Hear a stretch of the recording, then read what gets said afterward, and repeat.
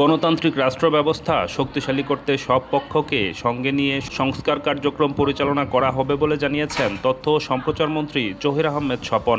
একই সঙ্গে তিনি বলেছেন, গণমাধ্যমের স্বাধীনতা নিশ্চিতে কাজ করবে সরকার। বৃহস্পতিবার রাজধানীর হোটেল কন্টিনেন্টালে জাতীয় গণমাধ্যম কমিশনের রূপরেখা প্রণয়নের লক্ষ্যে আয়োজিত এক কর্মশালায় প্রধান অতিথির বক্তব্যে তিনি এসব কথা বলেন। মন্ত্রী বলেন, একটি গণতান্ত্রিক রাষ্ট্র গঠনে সবাইকে সম্পৃক্ত করে সংস্কার কার্যক্রম এগিয়ে নেওয়া হবে। এক্ষেত্রে সরকার সমন্বয়কারীর ভূমিকা পালন করবে।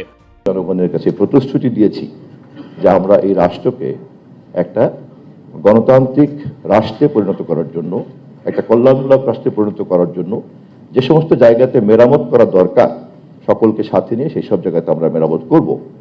এবং সেই এরিয়াগুলির মধ্যে একটি গুরুত্বপূর্ণ এরিয়া হচ্ছে গণমাধ্যম।